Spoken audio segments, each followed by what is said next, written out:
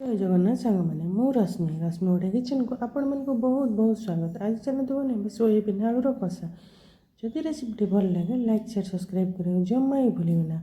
मु सोयाबीन आलू कषा बनवाई सोयाबीन को अध घंटा आगुरी पानी में भिजे रखी आपको यहीपरी भाव मझिरू 2 खंड करदे आलू को यहीपरी भाव छोट छोट काटी देखो मसला नहीं पियाज रसुण अदा शुखिला लंका आउ जीरा आपको भी फाइन पेस्ट बनईदे। एबे कढ़ारे तेल दबा देखो ए हल्का कढ़ारे तेल देवे बेसी तेल देवे ना हल्का कढ़ा तेल देवे। तेल हल्का गरम है सोयाबीन आलू को देखो मुझे छोट साइज काटी नहीं एबे पकई ताको 2 मिनट भाजीदेवे। देखो मिक्स करदे भल भाव मिक्स करदे। एबे हल्का लुण देवे देखो आप हल्का लुण दे एबे भल भाव मिक्स करी आपको टे भल भाव भाजापी छाड़देवे। देखो ए भल भाव मिक्स करदेली एबे भल भाव भाजापी टे 2 मिनट छाड़देवी। देखो एबे भल भाव देखो आउ थे आप चेक करुवे क्या तले लगे। देखो ए भल भाव भाजी देखो बहुत सुंदर भाव भाजी आम गोटे थाली को बाहर करदे। देखो ए गोटे थाली को बाहर करदेली एबे कढ़ारे हल्का तेल देवे। देखो कढ़ारे तेल देवे तेल गरम हो गला आपण हल्का जीरा देवे। आप जीरा भी फुटण भी देपारे मुझे जीरा देती आपण जीरा देवे। जीरा भी फुटीगला काटी रखि पियाज को एबे देदेवे। देखो मु पियाज काटी रखिदेली एबे देदेछि आपको एबे गोल्डन ब्राउन हवा पर्यंत भाजापी छाड़देवे। देखो गोल्डन ब्राउन हवा पर्यंत भाजापी छाड़। देखो पियाज भी भल भाव भाजी बाटी रखिथा मसला को एबे देदेवा और हल्का पानी देवा। एबे गुंडरे देवा हलदी गुंड एबे लुण देवे तापरे गरम मसला देवे।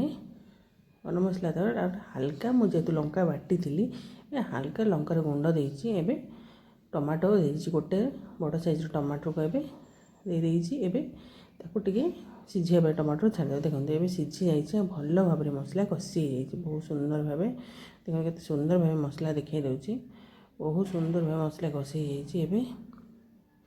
भाजी रखिए सोयाबीन आलू को देदेवा। देखो भाजी रखिए सोयाबीन आलू को देदेवे भल भाव मिक्स करदे।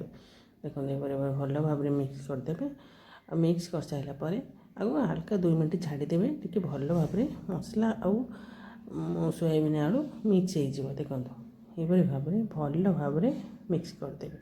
देखो 2 मिनट एमती छाड़देवे एबे घोड़े मैंने एमती छाड़देवे 2 मिनट।